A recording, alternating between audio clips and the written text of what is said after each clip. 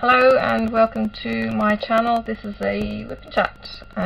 I thought I would show you what I got up to recently and do another section of my diamond paintings before I get to hopefully sit down and join in on the live with Mrs. Crochet and Coffee later on. I went to Sydney recently.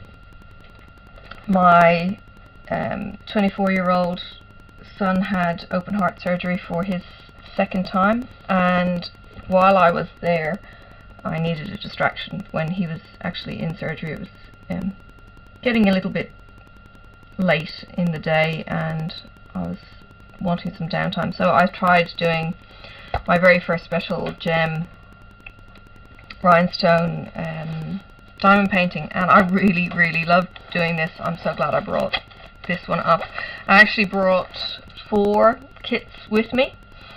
This is, it says it's 30 by 30, it's not, it's 23 by 23 or something, but it's special gems. They were really fun to work with. The bigger gems I had to use tweezers with. I had brought 1 diamond painting pen, 1 tweezers, 2 markers and a small pair of scissors, all in a very handy Evermoment small tube. It's only a shorty. And I had them rolled up in that, and I had them kitted up in little kits. So this is a Matryoshka kit that they give you, the little container. So I packed it all into things like that, or into my pill tubs, all my spare drills if I was really ploughing through the work. But I didn't get on to that one. That was supposed to be a one for the office. It's a part of a triptych that I've got. But yeah, these are really pretty with the special gems, so I've got to find somewhere to store that or hang it or do something pretty with it. The other one I got on with was this really cute little owl. This was from Frog, I think. I'm going to take this horribly noisy cover off. I actually worked with 2 covers at one stage, so I had one on the bottom half and then had the other one flipped up and things like that. Again, it's not 25 by 25, it's something more like 19 by 19, I think.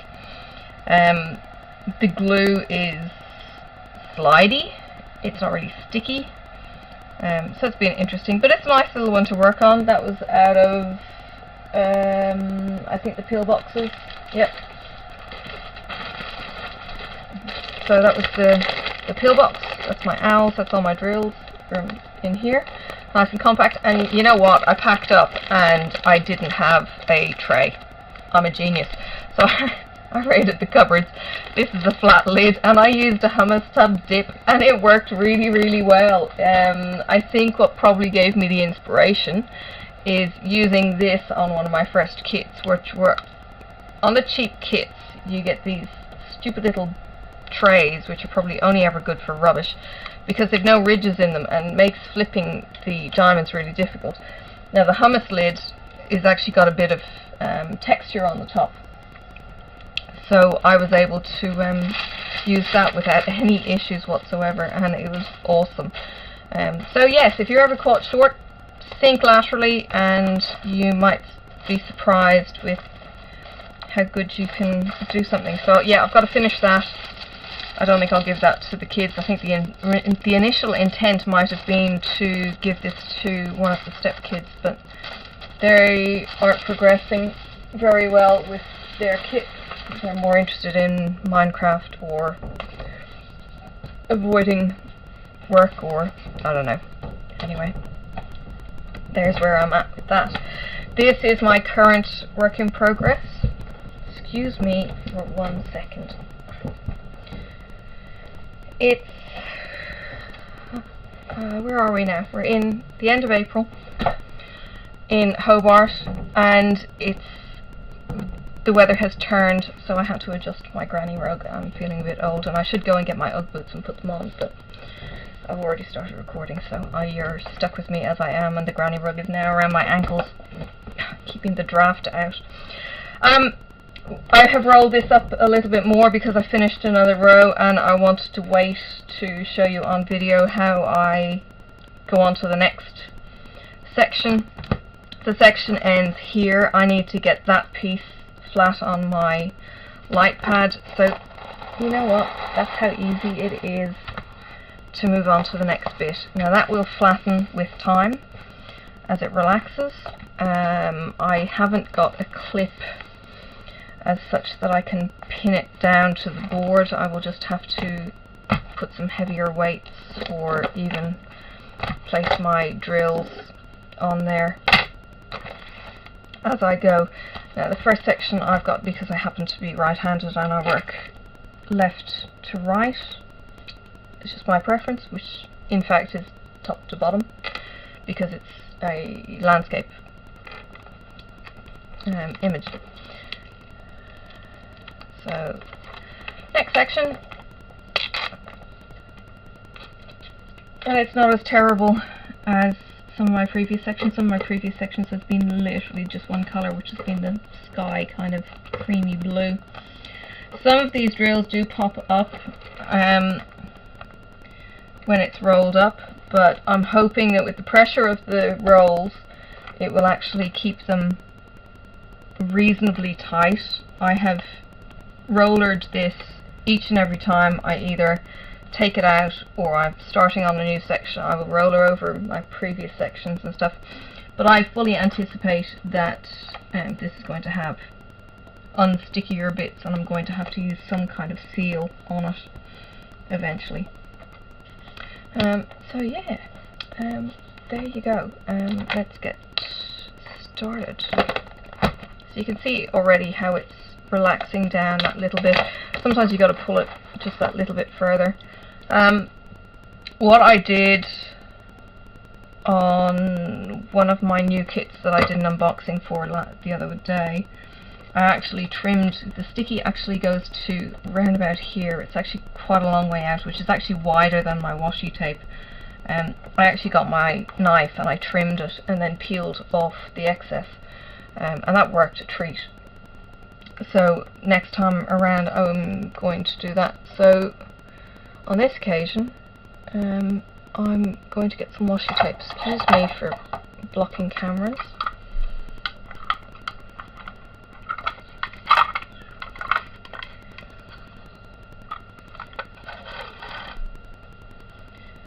I'm not going to take too much.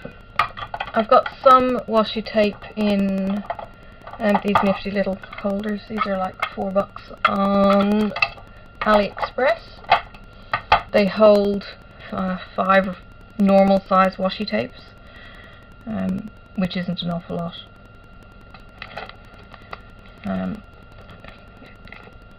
But the washi tape sticks extraordinarily well. And what I'll have to do is peel this one back too. The washi tape sticks really, really well to the sticky, because sticky plus sticky. And I've just got to try and line it up so that it's slightly off the drill placement. Alright, there we go. And they're still sticky, so it's not somewhere that my arms are going over. I like working with bare forearms so that I'm not sticking clothing to everything. Yeah, there you go.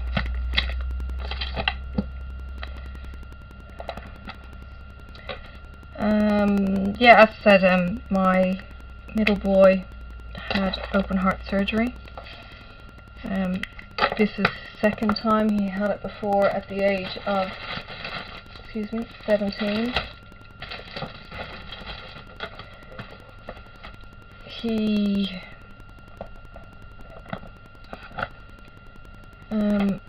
got through it really well the first time round. We were hoping he would get through it well the second time round, although we were a bit nervous. I was a bit nervous. The rest of the family were quite nervous that something could go wrong or whatever, as you do when it's major open heart surgery. He's 24 now. He got through the first one the week before Christmas, and he was home before Christmas Eve, he demanded to get out, and they let him out. This time around, he had done an 80-kilometre bike ride on the Saturday. He rides every single week, and sometimes every single day.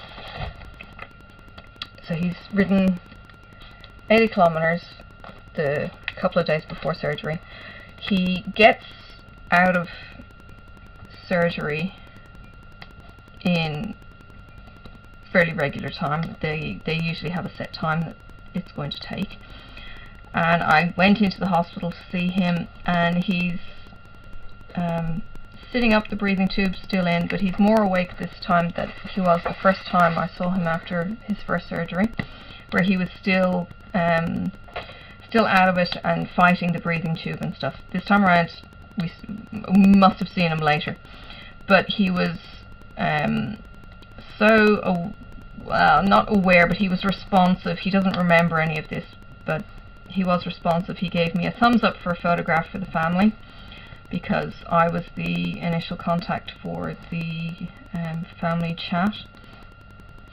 He was videoed for the breathing tube being taken out, and he's been given a warning to maybe wait to watch that one, because it's not pretty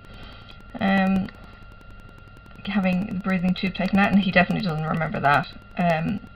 It's not bloody or anything. It's just like, yeah, if you're a normal person, you probably would not want to be watching a breathing tube taken out, because you're going to feel like you're going to gag yourself. But anyway, he was there, and he had the breathing tube taken out. When he still had the breathing tube in, he still had the wherewithal to ask about his girlfriend, and he was trying to write the letters in the air, and he's left-handed, so he's writing with his left hand, and I'm kind of going, no, that looks all completely wrong. His writing is terrible anyway, but that's beside the point. So he's spelling out these letters, and I'm going, no, I'm not getting it. Not thinking that this relationship, which is reasonably new, was as serious as he obviously seems to think it is. Oh, so eventually we got there that he was after the girlfriend, and I contacted her separately from the group chat, even though she was in the group chat, and said, look, he'd like to see you, and he's awake. And she was a bit nervous about how he might appear after surgery, and certainly reading through the medical info was a bit nerve-wracking for her. Oh, let me just start my timer.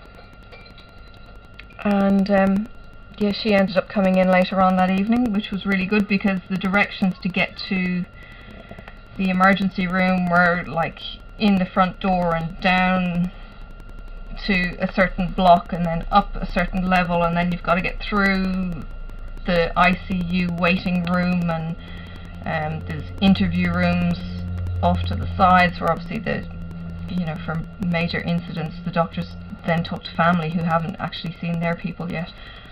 So you press a buzzer and you get through, and it's like security, and yeah, we eventually got in to see him. So thought it might have been a bit nerve-wracking for her to go in, but she did it on her own, and yeah, she continued to visit him while he was in hospital. He looked okay when we left him. He looked tired, as you would after having your chest cracked open. But called the hospital after we got home, and this was a 4 AM start for us, so I think we eventually got to bed at about 9, and we were exhausted after 2 hour-long trips return. Sorry, it's an hour each way, and we did that twice on the Tuesday. So hubby was pretty wrecked. He was driving a Fiesta instead of a Jeep, so he had a low reclining seat, and he was close to the ground, so he's trying to get used to a strange car as well. So anyway, he was sore. I was exhausted, falling asleep on the couch, and the baby was tearing around the place, picking up remotes and chasing the dog and doing what a 1-year-old does, which wasn't stopping. Oh, and her first time experiencing stairs, which she did valiantly, and ended up doing a cartwheel down the stairs at one point, which wasn't fun because that actually, she took air in with those cartwheels, and I jumped up and previously had said we shouldn't be reacting to these things because, you know, that will just make her think that it's a thing that needs a reaction, so like screaming or whatever. But this one got a reaction and made my husband jump out of his skin because of my reaction. But anyway, she survived, and she kept going for the stairs ever since, and got better and better and better. But she hasn't done the technique that my boys used to have, which was on a straight stairs where you put your feet at the back end and you literally slide down the stairs. That's what they used to do. But we don't have stairs in our house, so she hasn't got that to practice with. Yeah, so we went in each day to visit him, and the next day that we went in, he was sitting up in the recliner. He had just been moved from the bed that has the pressure relief thingy, so it was like an air mattress that kept on inflating and rolling and moving, and felt all kinds of funky. So the girlfriend was in there when we arrived, and he was sitting up, and he looked $1,000,000. I am not kidding you. This guy did not look like he had just had major surgery the day before. He had colour in his cheeks. He was impatient to start getting bits taken out of him so he could get detached from all of the equipment that was beeping and pinging, and he was getting reduced pain meds. He was on fentanyl, if that's the right pronunciation. That was getting turned down. He was still getting, you know, the regular observations and everything else. And he had been moved beds from right in front of the nursing station to, I suppose, the corner where nobody really sees you, but it was right next to the staff door, so they'd kept banging open. That was the only issue with that room. But yeah, he looked brilliant. So day 3, he's going, when can I go home? The surgeon who went in to repair the hole in his heart said that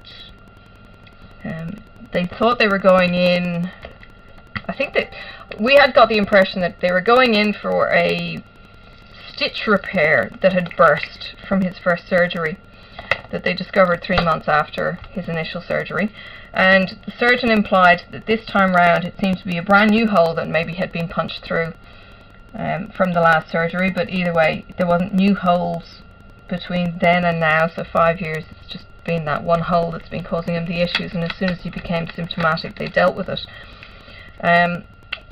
So the valve wasn't touched, which we had thought he was going to replace. He decided that while it wasn't perfect, it was good enough. We know already that he's going to be needing further surgery to get him through to middle age and into old age. We hope that it won't be any time soon now. They did say it might last 10 to 15 years, which would be 5 to 10 years from now, so he's still going to be really, really young. So we just wait and see, and yeah, take it a symptom at a time, knowing that he's got surgeons who seem particularly competent over here. And when I saw the surgeon, he popped his head in, I think the first night, and he looked like my dad. He was, I think, in his mid-70s. So yeah, he's been around the track quite a bit. So whereas Simon's first surgeon was reasonably young, I think he's probably in his 40s, but he's operated on the tiniest of babies through to adults, he said, when he was doing Simon's surgery. So yeah, I didn't get to bring my boy home. I had to fly back to Tasmania on the Sunday, and he was discharged that day. So he got in and operated on Tuesday. He was unplugged from everything on Friday, I think. He still had an external pacemaker or monitor attached to him on the Saturday, but he was ready to go home, I think, on Friday. And they had precautions. They said that they didn't like discharging on the weekend. So he was in, but then on Sunday I had to go to the airport at 8 in the morning, so I didn't get to see him that day. But yeah, got news mid-morning that he was going to be discharged, and his dad was down, having driven all the way from Brisbane overnight, 10 hours and 45 minutes or something. He was down shortly after lunchtime or something, so they were messaging saying they were just waiting for meds to be given to him so he could leave. And yeah, the next day they went out for a coffee. I think it was that day or the next day Simon jumped on his bike that he had set up on a static trainer on the deck, and he had a pedal and just to see how he was going, I think, because you have to do certain exercise after the surgery. You have to do like 5 minutes 4 times a day if you're a young person, and it builds up to 15 minutes, and then by 6 weeks you're supposed to be doing 45 minutes. Day 8, post-surgery, he's doing 15 minutes on the bike. He's cycled a distance of what would have been 5 kilometers, I think he said. He's looking absolutely shattered, but I think he's probably feeling quite chuffed with himself for being able to do that. So once his chest is healed, he will be back, and he will be building back up to doing his usual rides and not paying any attention to what the doctors say yet again. But that's just him, and he's young. So he's had coffee every day. His father, my ex, is a let's just call him a Facebook slut, because that's pretty much what he does. He puts photos up of what he's eating, what he's drinking, where he is and who he's with and everything else on Facebook. Whether you want it or not, he puts it on. And our kids hate it, and our kids say, don't tag me. But anyway, he's posting into the group chat, which is all I can see because he's blocked on my personal Facebook, because anyway, reasons. And he's posting a picture of 2 coffee cups on the first day home. So Monday morning they're both out for coffee. Tuesday I think they had some other adventure, and his dad was starting to say, I think Simon had asked for his dad to do something, something about staying with him in case he had a fall. The next day his dad is going, can you please slow the hell down, because the dad couldn't keep up. Now his dad is 49 and he couldn't keep up with the 24-year-old who has just had his chest cracked open and open heart surgery a week before. So yeah, you can see where this is going.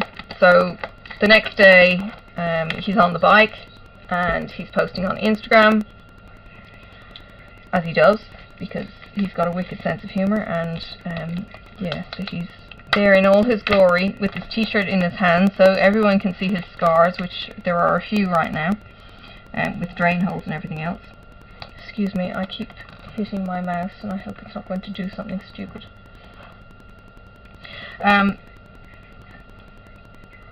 Yeah, so he's posting that photo, and then this morning he's out for breakfast, and I don't understand how this is even served as a breakfast, but I kid you not, it's like a luxurious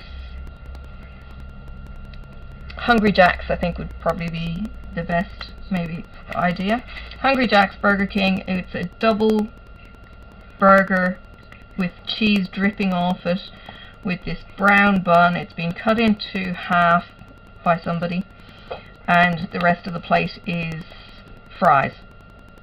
And he's having this for breakfast, while his dad is having a smashed avocado for breakfast. So yeah, heart attack on a plate, and the 24-year-old is getting into it. So yeah, he's doing really, really well.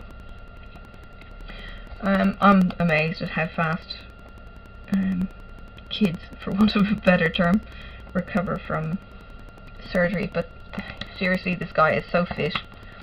It's, other than sore bones, it's yeah, he's probably feeling like $1 million, but he's probably still having cat naps in the afternoon as well, so I'm hoping he will stay somewhat within his limitations. I know he's going to be chomping at the bit to go back and say hi to people at work next week. I'm not sure when his dad is going back to Brisbane, but he will probably drive him in so he can say hi and give everyone an update, and they can see how well he's doing. And I reckon by week 3 he will be getting a lift into work to go and do some days in work. He just won't be able to stop. He won't be able to sit down, veg in front of the TV and watch movies or whatever else he can do while on restricted duties.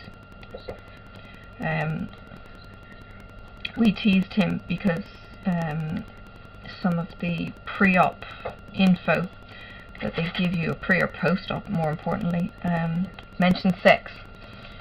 So we were teasing him about having sex and the girlfriend and stuff, so he took great pleasure in that and making him blush.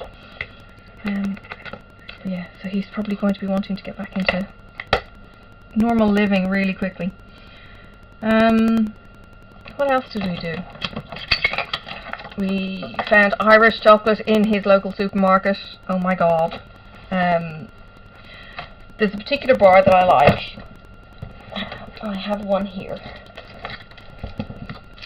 It's a snack sandwich, right? So it's Cadbury's chocolate wrapped around a sandwich biscuit. So it's a vanilla biscuit with, I don't know, like a chocolate cream filling, and then it's being drowned in chocolate. And yeah, I cannot get them in Tasmania. They haven't shipped them down here for whatever reason, shipping or whatever. So Simon told me, oh, his local supermarket, we were going to go to Botany, which is an hour in the wrong direction, to go and get me a box of these things. And Simon goes, oh no, they've got them in my supermarket. And I go, bullshit, because it's in Woolies, and only Coles down in Tasmania gets the Irish chocolate in. So I didn't believe him, so I said, right, proof of life. So he goes into the supermarket on his way home and he sends me a picture of an Irish snack sandwich. So this is on the way home pretty much every day that we need to go there. So the plan is to go in there and get a stack of chocolate and bring them back. And then when I run out, well, I'll just have to plead to his generosity and get him to stick one in the post to me every week, month, day. We'll see how we go. But yeah, they're a nice coffee snack to have. So yeah, we found treats like that. Oh, the flight up. The flight that we deal with is really short. It was an hour and a half up to Sydney. I think we had good winds and everything else was just in our favour. And we were flying with Sophie, who is 13 months now. We didn't know how she'd be on the flight, because you never really know how any kid is going to react. And she sat on my lap. I had the window seat the first time up because I figured headroom would be less of an issue if I'm in the short seats rather than husband. So I had the window seat. She sat on my lap and she stared out the window for takeoff, for landing, and she was absolutely awesome. And then she fought with my husband over lollies, which we fed to her on occasion. She demanded more, yes. Then competed. He says competed. So we'd bite them into little chunks for her, like jelly tot size chunks. And she would be fed these just to kind of keep her amused and keep her ears clear and everything else. But she was absolutely fantastic. Not a peep out of her until we were getting off the plane. We were in, I don't know, row 30. We were in row 22 in a, I don't know, 30, 35 row plane. So we were getting off the back to disembark, and she cracked it when I put her in the sling to disembark, and that's the only time she kicked off. There were other kids on the flight. There was one who was absolutely feral in the lounge, and there wasn't a peep from any of these kids on the flight. They were all superb. I have flown internationally, and you do get the occasional kid who absolutely cracks it, and it's hell to be on a plane next to that. And then you hear the horror stories of the parents who don't care, and they let the kids scream for ages. That's so not me. Can't do that. So anyway, she was brilliant on the flight up. On the flight back, we were hoping for similar behaviour. She was absolutely shattered. We were up at 6 AM. She didn't sleep on the way into the airport, which was from 8 to 9 was the drive. We had our stroller or our pram taken off us at bag check-in, which we didn't the first time around in Hobart. Wasn't warned that this would happen either, so I'm really glad I actually travelled with my sling. So I had some way of carrying the child without, you know, losing an arm or anything else, along with the bags that we were taking for carry-on, which of course had to include the nappy changing bag in case we needed to change her or feed her or anything else that she needed as part of her normal routine. So we're flying through her nap time, and she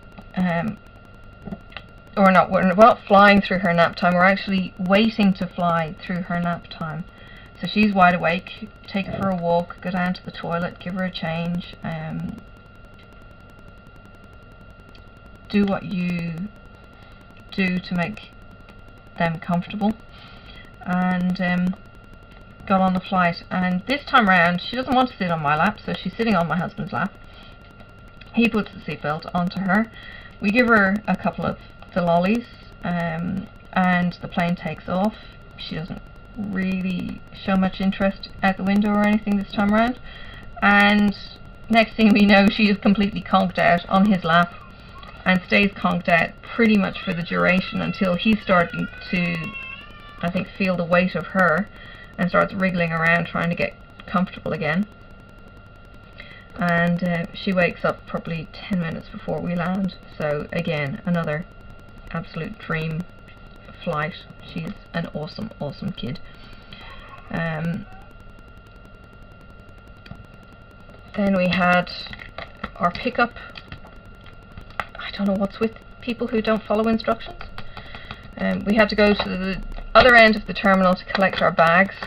Initially there were no signs saying where the bags were. You had to leave through security, and yeah, then we went down and we collected our bags. No mishaps with any of the bags, thank God. I was so worried that something would go missing. But everything came back to us, and nothing got pinched, which happens on the international flights. Yeah, no dramas with the bags whatsoever. The pram came back to us in perfect condition as well. So that was a relief, huge, huge relief. Yeah, got home, and yeah, I think we've taken a week to recover. I had 2 days off after I got back, and then had 3 days in a row at work, and I think the husband and I were both pretty exhausted by the end of the week. Sophie unfortunately continues to wake through the night. So our sleep is broken, but she is pretty quick to go back asleep or quietened down once I feed her. And then we move on. I'm just trying to find what's next, and there doesn't seem to be any. Okay, it's just a straight line.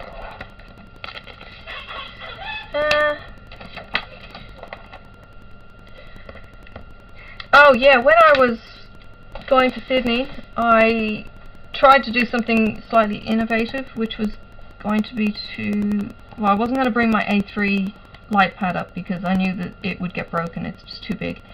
I didn't have an A4 Lightpad. The only other thing I had was an iPad. It's the old iPad 2. I checked out whether or not I would be able to use it, and I got an app that would put the light on, and so I could use it as a tracing pad or tracing board, and it just didn't have enough guts. So I ended up ordering an A4 Lightpad from AliExpress. I made sure that the shipping would get here before we left, which was, I don't know, 3 or 4 weeks away, so I was planning all of this kind of thing well in advance. So the A4 Lightpad arrived, and it's not finished the same way as my A3 Lightpad, so I will show you what I did. I'm trying to make sure that that doesn't flip. Alright, here is my A4 Lightpad. It works in the exact same way, so it's got the plug on the side here, but when I got it, the light spill at the sides was ridiculous. Let me see if I can show you what I've done. So you can see that there's no light spill really around the sides of my A3 Lightpad because they've finished it with plastic of some kind, so the light spill doesn't come out. Let's see if I can do this. I use a magnetic tip on these, so I can disconnect and reconnect really easily. That's on low, and there's the high. Alright, so you can see that there's a bit of light spill here. What I've ended up doing is getting some really thin, now you're not going to be able to see that, right, so I'm going to turn it off so you can see. Alright, I've got some really thin washi tape, which is the 4mm washi tape, maybe it's a 3mm washi tape.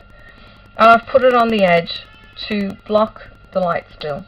And I've put it around each of the edges. It has moved a bit. I could probably do it again. But that made the light seem to be more intense on the middle of the light pad than it did when it didn't have anything around the edges. So there's another hot tip that you can do if you have any issues with any of the light pads you might get on AliExpress or Amazon or anything else. If you get any light spill, block off your edges. You can block it with any kind of tape or anything that's going to be rigid enough to stick and stick properly to stop the light spilling through, basically. It's kind of like finishing off the edge of your kitchen counter with those iron-on edging. So yeah, you basically just need to get something that will edge it off. Yeah, so that was really handy. What else? I was saying that it's coming into winter. We get snow on our mountain. It's tea time. The temperature has dropped. It's consistently now below 20 degrees centigrade Celsius each day. So the evenings are certainly chilly. Now I'm in my 40s, my left hip gives me trouble. I've had one lot of cortisone injections in it because apparently the bursa had done something weird. But I was feeling the cold last week and had to drag out my old blankets to pop around my hips because, yeah, I was feeling a bit wussy and having to take paracetamol for my aching old joints, which didn't seem to have any problems up in Sydney because it was still over the 20 degrees and still quite warm and still t-shirt weather, and it's like, god damn, not fun. Sydney was gorgeous, by the way. Any other time I've gone to Sydney, I've been probably in the central area where it's all built up. Simon lives out in the direction of, I think it's called Northern Beaches, out near Pittwater. Now, when I first came to Australia, I could not get enough of Aussie books, and I read a book that was written by an author, but this was her biography of living in Pittwater. So she actually lived on Scotland Island. I will try and find the book because it was really, really good. And it was just talking about the characters on Scotland Island, the whole Pittwater scene, how people used to get the little ferry across to Scotland Island, and there were no cars on Scotland Island. Now, I've got to see this place for real.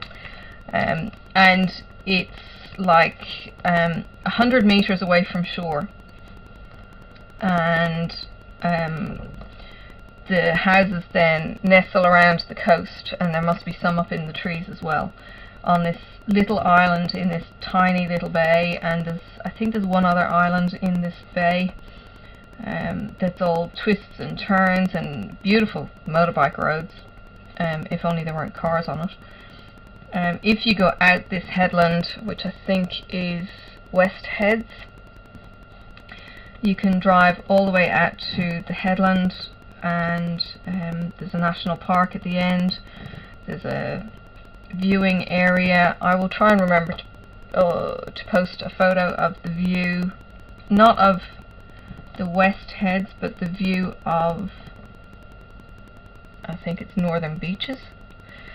The Northern Beaches has, well, we've got a kind of geographical phenomenon here in Tasmania called the Nut up in Stanley, and there is something similar at the end of Northern Beaches. You have this knobbel of land that comes up from the low isthmus, I suppose, and there's a lighthouse up on top of it.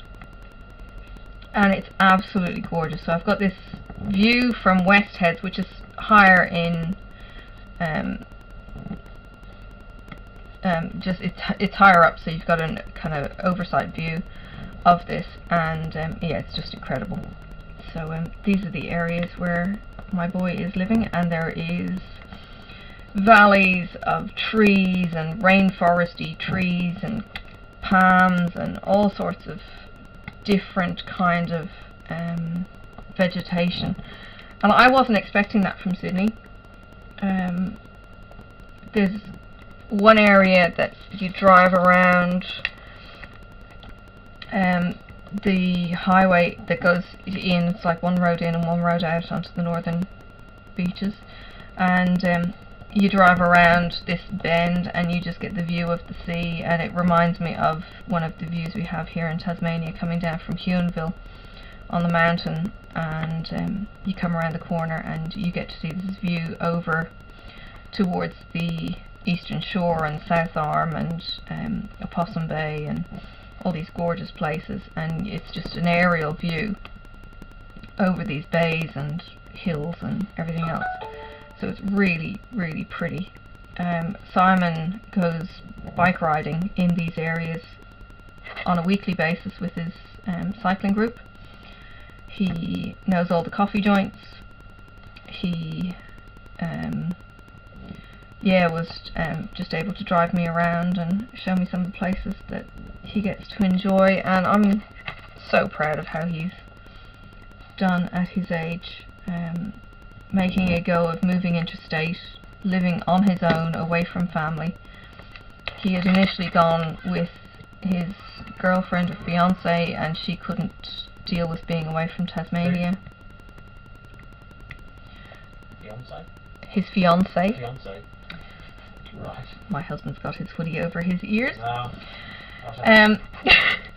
So yeah, he had gone up with her. She couldn't deal with it, so he was distraught at that time with the relationship breaking down. So he's come back to Tasmania before then returning back to Sydney and taking up that opportunity of a post-grad position, and he seems to be excelling. Of course, he took up the position again with the post-grad and then found out that his heart was dropping out on him. So yeah, his boss has been absolutely phenomenal. So really, really pleased that things seem to be working out for him. He met his girlfriend online, as you do when you have a busy job. You don't know people. Yeah, they've hit it off, and things seem to be going well with them. So that's a good opportunity. He took me to his church, which is tiny from what he's used to. Well, it's not tiny from what he's used to, it's small from what he's used to. We have gone to churches that are, 400 plus. This one was more like 50 to 70. But they were really good. He's really just seems to have really settled in. I am a proud mum. He's done really, really well. And he was the first one to reconcile after the marriage breakup, with keeping in touch and everything else, and not believing his father's crap. So it's really good to have connected with him again. So yeah, that was my little trip last week. Back to work. Oh, and the other thing we kept on hearing was, because it's Easter, and in Australia we also have what's called Anzac Day on the 25th of April. The news stations and everything else were saying, oh, if you take 3 days off work... One station. No, 2 stations, I have heard on 2 stations. If you take 3 days off work, you would end up with 10 days holidays. Well, I've done the calculations on that, and I've gone, no, they're wrong. Because Easter Monday is a day off, but so is Holy Tuesday. Except in Australia they don't know it as Holy Tuesday because it's not really a strong Catholic country. So Holy Tuesday is a bank holiday here, public holiday. So Monday and Tuesday are off. Then you've got Anzac Day being the 25th, which is another day off because it's a memorial day for remembering the Australian and New Zealand soldiers who lost their lives in the war. And that only left the working days for some people being Wednesday and Friday. Now, the job I'm in, we don't get public holidays. We have to work whatever we're rostered to work.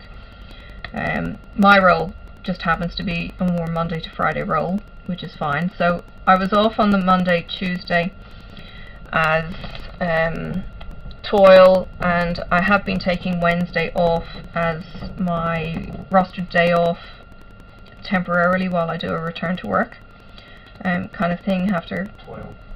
Sophie. So toil is time off in lieu, so it's hours earned. We earn 1 hour for every month that we do a 38-hour week because we don't get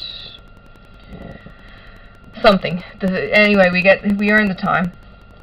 So Monday was a day off for me. Tuesday was my rostered day off, and I worked Wednesday, Thursday and Friday instead. So I could kind of help give back, I guess, and not kind of have too many days off, which, look, the days off would have been fine, but I don't have any leave left. I'm using it to have my Wednesdays off, so I can have them with Sophie or get my nails done or hair or whatever the heck it is, or just have a day at home, which is pretty rare.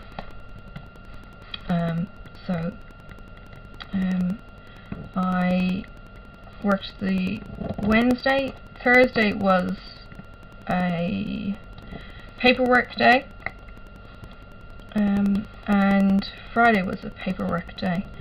But Fridays we often knock off early because they have knock-off drinks. This time around it didn't happen because we were so short on staff. There just wasn't the people who usually do the social get-together. Yeah, so it was a 4 o'clock finish on a Friday rather than a kind of 3:30 kind of have a drink to relax before heading home. So yeah, 3 days in a row, and yeah, made me think going back to 5 days a week is going to take a bit of adjusting to when that has to happen eventually, because it will have to happen eventually, I reckon. Aside from the fact that well, I'm not short on money because I'm taking the day's leave each week, but aside, I'm only earning 2 days a month leave and I'm using 4, so it can only last a certain amount of time. So I think I mentioned that in my last WIPnChat, and I've kind of thought maybe I can organise to have a long weekend every month instead of having a day off in the middle of the week. And having that long weekend then is going to be my kind of treat with family, and it allows me then to go to the middle child's school assembly and do normal kind of things like that, so that could be nice. And have 3 days off in a row, so it's going to feel like a bit of a holiday as well. So yeah, there you have it. Let's see how we're doing for time. Oh, notifications are a pain in the backside. Right, 50 minutes. Alright.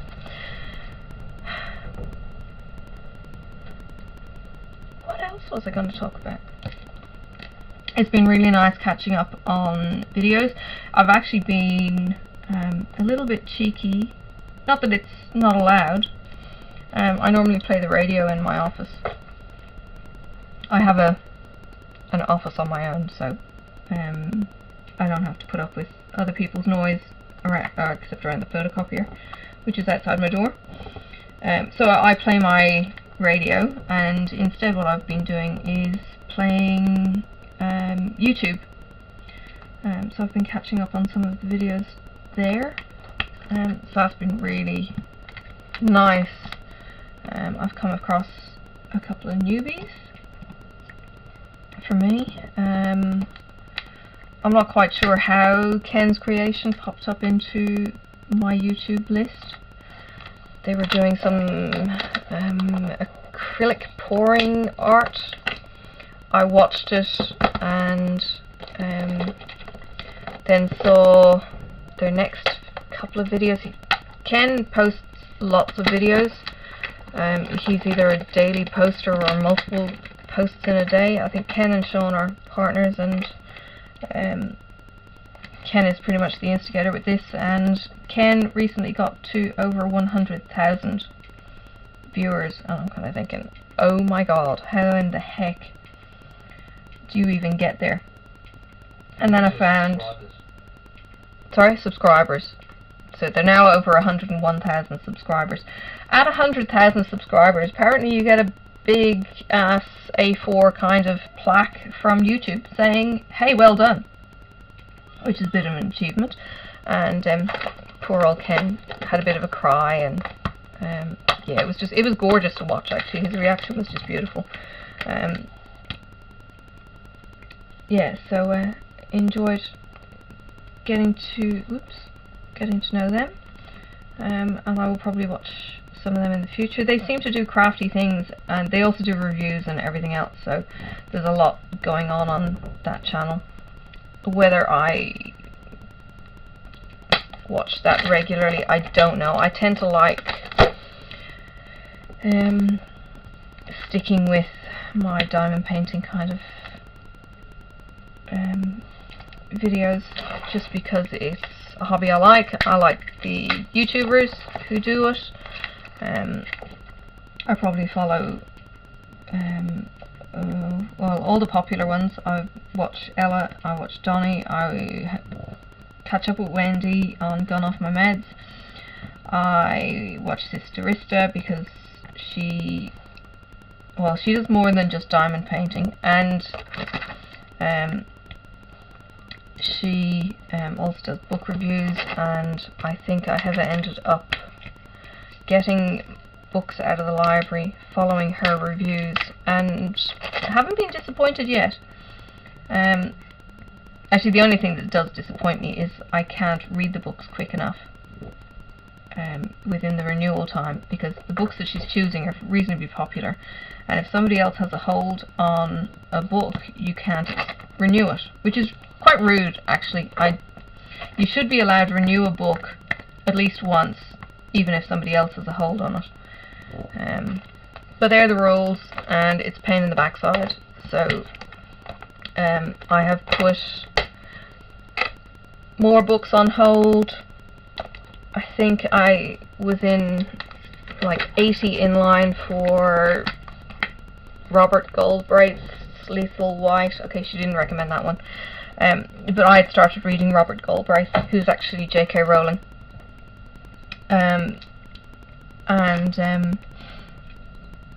I started reading Robert Galbraith and absolutely loved her writing style. I actually liked J.K.'s Joanna's writing from Harry Potter. She just is quite a smooth author.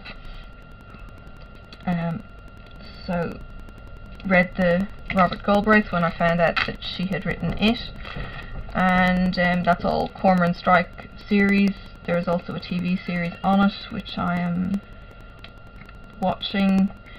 It's not quite the same, as you would expect. The hair isn't quite the same, because Joanne actually describes Cormoran's hair quite vividly, talking about it being pubic-like. It's supposed to be tight and curly, and the actor does not have tight and curly. He's got a prosthetic. He talks about the prosthetic quite frequently as well. He does have it. The CGI on the TV show is actually really, really good. He doesn't quite have the heavy limp that you feel is described in the book. But yeah, it seems to be done really well. I would love to hear from somebody who actually deals with the prosthetic as to how true it might be. Whether Joanne's got it right or whether it's just a bunch of hooey. But I think she actually got feedback from people who do live with injuries. Yeah, but that was a really good book and really good series. So I then read, what did I read? It wasn't Silent Patient, it was another one that Stitcherista had recommended. Got that out of the library, read that, had another book at the same time, and ended up going over with that one because I was reading another book. She recently did, she didn't go through all 1,000 movies. She did, however, comment on all of the movies she had seen from the psychological thriller list. So I was listening to that in the office. I think I'd got 40 minutes through and I went, hang on just a second. And I had to go back, put her on double speed, and go into IMDb and make a watch list so that I can look at some of these movies. Because having somebody that you know tell you about something and recommend something gives you a completely different insight to what a review might be, or it just might spark your memory and go, oh yeah, there's something I can go and watch. So I've got a new list on IMDb called Thrillers. Some of the movies I've already seen. Some of them I'm not sure I want to see because I don't really do horror, but psychological thrillers would be okay. I used to read horror when I was a teenager. I used to read the Stephen Kings and the Virginia Andrews. Alright, she was weird. Flowers in the Attic, for those of you who are old enough to remember. Yeah, they were weird. Stephen King, and then I got into some weird ass horror books when I was, I don't know, 16, 17. I never went gothic or anything, but I was just, you know, typical angry, depressed teenager, and escaped in books, and horrors were ones that I chose for a little while. Yeah, so don't particularly want to get into things like Saw or The Shining. Yeah, pass on The Shining. I've watched that. I don't want to watch it again. But there were some really interesting ones. She had more book recommendations. She did a review on just recently about a murder, and I'm not going to tell you any more about that. If I can remember the name, I might put it in the eye up here, wherever the top of the screen is. I might link her video there so you can read it, but there's spoilers in it, so I'm not going to do spoilers. There is one aspect to it that I do not understand, and I have to read it to figure that one out, because I've questioned her. She said that there's a brother involved, and yeah, it's just like, yeah, I'm just going to have to read it. So I put that on hold in the library as well. I have also put Game of Thrones on hold by whatever Game of Thrones writer dude is called. I can't think of it off the top of my head. I don't know, he's famous. But either way, I have put Game of Thrones on hold. I know it's a huge book. I know there is no way in hell I'm going to read it in 3 weeks.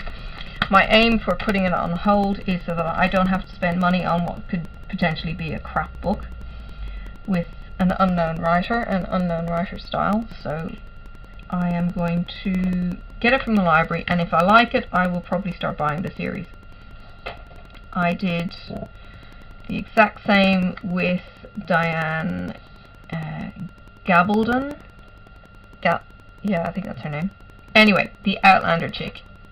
Did the same with her, liked the books, got them. I think I got up to 2 before the end of the series, then got waylaid on probably Stitcherista's book recommendations, to be honest, and stopped reading them. So I think I've got 2 left in the series that I need to buy, and I've probably got 4 in the series that I actually need to read.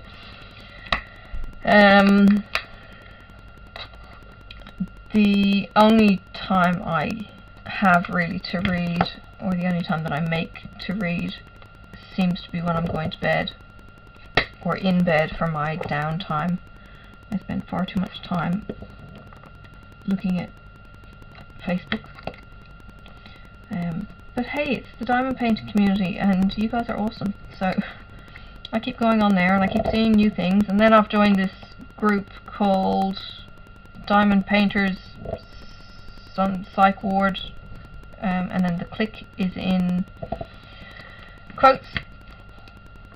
And they post so frequently, it's insane. And yes, it's the click, so it's the Psych Ward. So I think that's their aim. But they are an awesome bunch of people. But diamond painting has me completely hooked, and the group and the people. So I check out all my diamond painting updates and that kind of thing quite regularly on Facebook, unfortunately. So my reading is pretty much in bed. I have an email that I get daily from Bookbub. I think it's Bookbub? Bookhub. Either way, I'll try and put a link in. Listen, this app, which you sign up to, you select the kind of stories that you like. You select the apps that you want to get these from. So I've selected Amazon, and I had selected previously Apple, and now I have Google. And every day you are sent a list of cheap books, including freebies, with a little review of what the book is. So every day I go in, and I think I've selected children's, teen, romance, Christian books. I don't think I've got any of that. So this email comes out with the choices of books that I want to read, and I will generally only purchase, for want of a better term, the free books. And I probably download 2 of these books every single day, so my Kindle, if it was my bookshelves, would be bursting at the seams. And of course, if you're downloading 2 books a day and it takes you, I don't know, like a week to read any book, yeah, so I have more than enough books on my phone to go through. And challenge me. So that's my usual nighttime reading, because I have it on a black screen. I can turn the light off. Hubby can go sleep next to me. I don't disturb Sophie, who's still at the end of the bed, quite so much. And I can read, I don't know, half a page before I'm passing out. Yeah, so that's kind of my reading time. I have found somebody on the Click. How I found the Click, you know how Richcraft has his pens? Yeah, they're freaking awesome resin pens.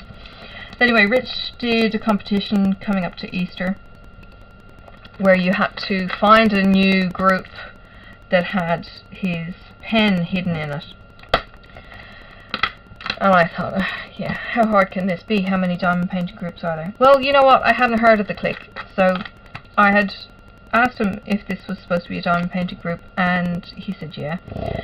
Checked through all my groups, checked through what I thought was all of the diamond painting groups, couldn't find it, so I kind of stopped.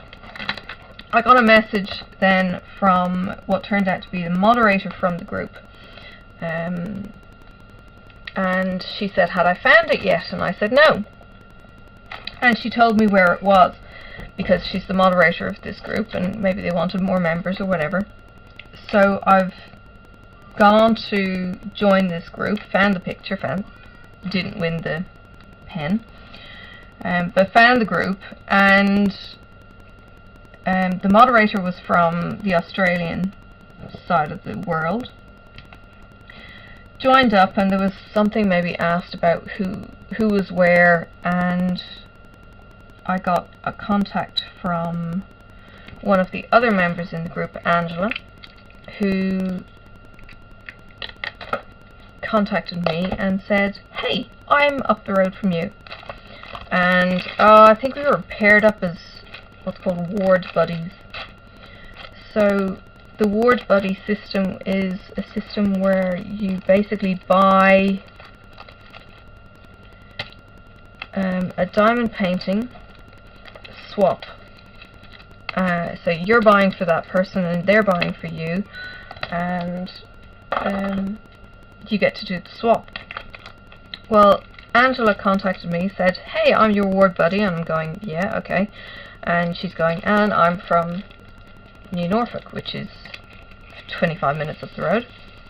And she said, instead of doing this,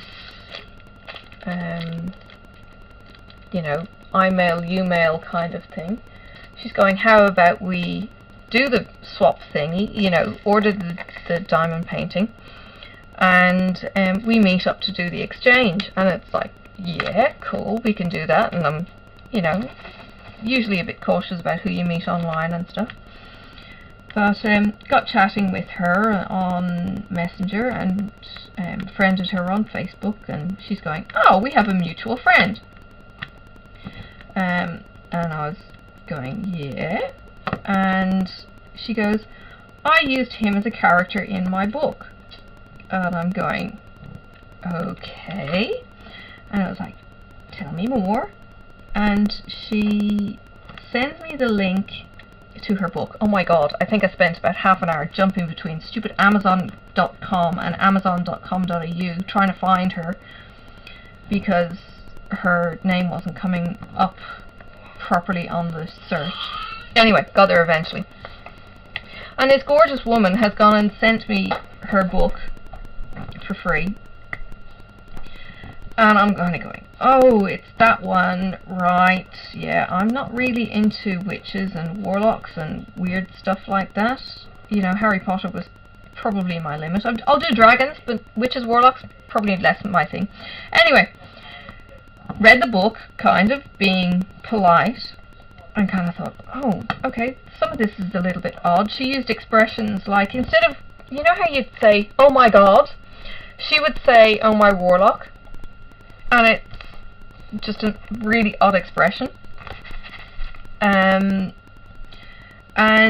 Yeah, this whole world was witches, warlocks, and all the people were, you know, equally witches, warlocks, and, you know, would cast spells. And some of the spells that she had written down were unusual. They were like tiny little haikus and stuff. And I'm reading it, and okay, there's some typos, so I fill in the Kindle thingy saying, fix it, this is the fix. I don't know what they do, but I figure Kindle talks to her and says, here's some typos that you can fix, and she does an update and it fixes them. Because that's the beauty of Kindle, you can do a soft copy update, as I have frequently got from authors. So yeah, I'm reading this book and I'm getting more and more hooked on these bloody witches and warlocks. So we're also chatting on Messenger at the same time, and she's asking how my son's doing, and you know, we're just getting to know each other and that kind of thing. And it's just awesome that diamond painting people connect to each other like this, and you know, you get links and you get people who know people, and yeah, it's just fantastic, as you probably know because you're already in the community yourselves. Yeah, so looking forward to actually meeting her. So we've ordered each other's diamond painting. I will receive hers in the mail. I will do her inventory, so I will do an unboxing. I will then repackage it all, and because the size, I think my diamond painting for her is costing something like $28. The budget I think was 15 or something, 20, no, maybe it was 25 US. So using the currency conversion, that brings us up to give or take 35. So we said that we could afford $35. So I got some washi tapes in the mail that were new, and they are right up her kind of subject matter that she's already shown an interest in. So she's going to get some extra washi tapes, and I have also ordered, she uses sticky lace as her borders for her diamond painting, which is an interesting idea, because initially I thought, what are you talking about? So she sent me a picture of it. So I found more on AliExpress. I don't know where she had sourced hers originally from, and I've picked some tapes that complement the colour of the diamond painting I bought for her. So that's coming in the mail. I've ordered on purpose from Matreshka because their shipping is like 2 weeks, so it'll be here really, really fast. Rather than these sometimes never diamond paintings because I don't want to let her down on a purchase, because it's a gift. I've given her what I would like as ideas. I have no clue what she's giving me. So it's going to be a huge surprise. I really hope she likes the one I've got for her. I think it's going to be a really good size. The colours are going to be brilliant. And yeah, I think it's really going to suit her. And to be honest, I actually can't remember what I bought her right off the top of my head. So yeah, good going. So it's a surprise for me too. The other thing, so yeah, I'm adding to the kit with the washi tape, with the lace edging, and yeah, we're going to go meet, and I'm going to go up to the gorgeous Derwent Valley to meet her when they arrive. So that'll be cool. So we've kind of said, oh, that's going to be May, give or take, shipping, and it's now the 27th of April, so yes, it will definitely be May. And freezing cold, but I will make the trip up and go and meet her, and yeah, really looking forward to that. So she knows people that I know, and we've linked each other on other things, and chatted about all sorts of stuff on Messenger, and then talked in the group, and that. So yeah, it's a lot of fun doing that.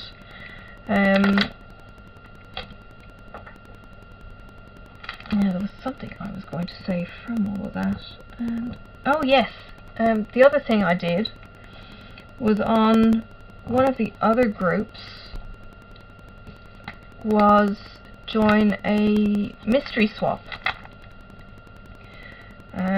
One of the ladies has a contact in China with somebody who's done these before, and what they basically do is they get your kit, which is this. Oh, I didn't even realise it was still off.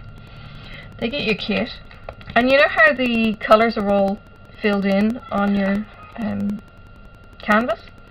Well, they make them black and white, so you don't have an idea really of how the colour is going to come out. All you've got is the symbol. Not only that, they don't give you a thumbnail, so you've no idea what you're actually putting together.